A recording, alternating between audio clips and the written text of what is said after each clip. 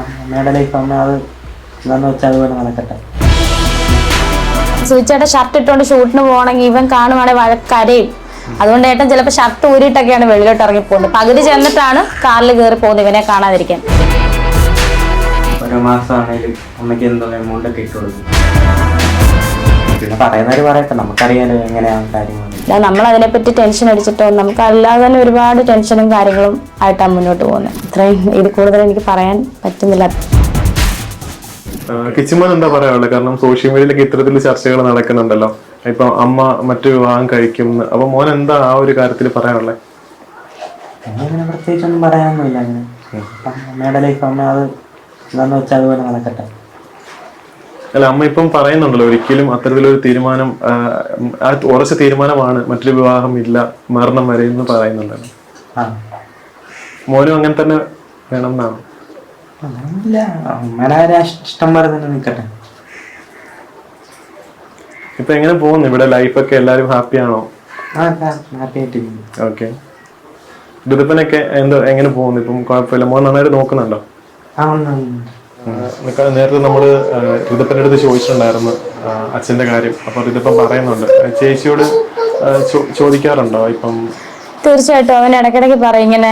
അവനറിയാം, നമ്മളാരും പറഞ്ഞു പഠിപ്പിച്ചതോ അല്ലെങ്കിൽ മറ്റുള്ളവർ പറഞ്ഞു പഠിപ്പിച്ചോ ഒന്നുമല്ല. അവനറിയാം മരിച്ചു പോയെന്ന് തന്നെ പറയാം. കയ്പമംഗലം എന്ന് വരെ പറയും. കാരണം എല്ലാവരും പറഞ്ഞു കേട്ടിട്ടുണ്ടായിരിക്കും, ആരും പറഞ്ഞു പഠിപ്പിച്ചൊന്നുമല്ല അവനെ. അവനും അവൻ സുധിച്ചേട്ടനായിട്ട് ഭയങ്കര ഇമോഷണൽ അറ്റാച്ച്മെന്റ് ആയിരുന്നു. ഇപ്പോഴും ഏട്ടൻ ഇപ്പൊ പുറത്തിറങ്ങണമെങ്കിൽ ഇവൻ സുധിച്ചേട്ടൻ ഷർട്ട് ഇട്ടുകൊണ്ട് ഷൂട്ടിന് പോകണമെങ്കിൽ ഇവൻ കാണുവാണെങ്കിൽ വഴക്കരയും. അതുകൊണ്ട് ഏട്ടൻ ചിലപ്പോൾ ഷർട്ട് ഊരിയിട്ടൊക്കെയാണ് വെളിയിലോട്ട് ഇറങ്ങി പോകുന്നത്. പകുതി ചെന്നിട്ടാണ് കാറിൽ കയറി പോകുന്നത് ഇവനെ കാണാതിരിക്കാൻ. അതുപോലത്തെ ഒരു ഇമോഷണൽ അറ്റാച്ച്മെന്റ് ആയി. ഇവനെങ്ങും വിടത്തില്ലായിരുന്നു ഏട്ടനെ. പക്ഷെ ഇപ്പൊ അവന് മനസ്സിലായി ഇനിയും തിരിച്ചു വരത്തില്ലെന്നും. ഞാൻ തന്നെയാണ് ചില കാര്യങ്ങളൊക്കെ അവനോട് പറഞ്ഞു കൊടുക്കുന്നത്. ചോദിക്കുമ്പോഴൊക്കെ ആ സമയത്തൊക്കെ ഇല്ല അച്ഛൻ വരത്തില്ല എന്നൊക്കെ ഞാൻ തന്നെ പറഞ്ഞു. കാരണം പിന്നെ അവൻ ഓർത്തിരിക്കണ്ടല്ലോ വരുമെന്ന്. ഞാൻ തന്നെയാണ് പറഞ്ഞു. പക്ഷെ മരിച്ചെന്നോ അല്ലെങ്കിൽ കയ്പമംഗലത്ത് വണ്ടി ഇടിച്ചെന്നോ ഒക്കെ കുട്ടിക്ക് എങ്ങനെയാണെന്നറിയത്തില്ല. പറഞ്ഞ് പഠിപ്പിച്ചൊന്നുമല്ല, ആൾക്കാർ പറയുന്നത് കേട്ടോ ഒക്കെ ആയിരിക്കും അവൻ പറയുന്നത്. മരിച്ചു പോകാൻ തന്നെ അവനറിയാം. പക്ഷെ ആ മരണത്തിന്റെ അർത്ഥമൊന്നും കുഞ്ഞിന് അറിയാനുള്ള പ്രായമൊന്നുമില്ല. ലക്ഷ്മി നക്ഷത്ര വ്ലോഗ് ചെയ്തിട്ട് പോയല്ലോ, അത് നല്ല രീതിയിൽ ജനങ്ങൾ ഏറ്റെടുത്ത് നന്നായിട്ട്. പക്ഷെ ചില ആളുകൾ അത് കണ്ടിട്ട് അവരെ കുറ്റപ്പെടുത്തിക്കൊണ്ട് ഇവര് റീച്ചിന് വേണ്ടിയിട്ടാണ് ഇങ്ങനെയൊക്കെ ചെയ്യുന്നത്, ഇതൊരു ഡ്രാമയാണെന്നുള്ള രീതിയിൽ വളരെ മോശമായിട്ടുള്ള രീതിയിൽ കമന്റ് കാര്യങ്ങളും അവരെ പറ്റിയൊക്കെ ചെയ്യുന്നുണ്ടല്ലോ. ചേച്ചി ഫാമിലിയൊക്കെ ഇതൊക്കെ കണ്ടിട്ടുണ്ടായിരുന്നോ ഇത്തരത്തില്? ഞാൻ നെഗറ്റീവ് കമന്റ്സ് ഒന്നും ഞാൻ കാണാറില്ല. ഓരോരുത്തർ എനിക്ക് അയച്ചു തരും പറയാം. അപ്പം എനിക്ക് പറയാനുള്ള ലക്ഷ്മി എന്താ പറയാ, അന്നും എന്നും ഞങ്ങൾക്ക് ഒരുപോലെ നിൽക്കുന്ന ഒരാളാണ് അവള്, ചിന്നു. അന്ന് ഞങ്ങളെ കരുതിയ കരുതൽ ഇന്ന് നിമിഷം വരെ ഇപ്പൊ 7 മാസമായി ഏട്ടൻ പോയിട്ട്. ആ ഏട്ടന്റെ എന്താ പറയാ സ്വന്തം സഹോദരി എന്ന രീതിയിൽ തന്നെയാണ് ചിന്നു ഞങ്ങളെ കരുതുന്നത്. ആ സ്നേഹവും ആ കരുതലും എല്ലാം എന്താ പറയാ ഒരിക്കലും ഡ്രാമയല്ല. ഈ നെഗറ്റീവ് കമന്റ് പറയുന്നവര് എടുത്ത് പറയാതെ ഒരിക്കലും ഒരു ഡ്രാമയല്ല.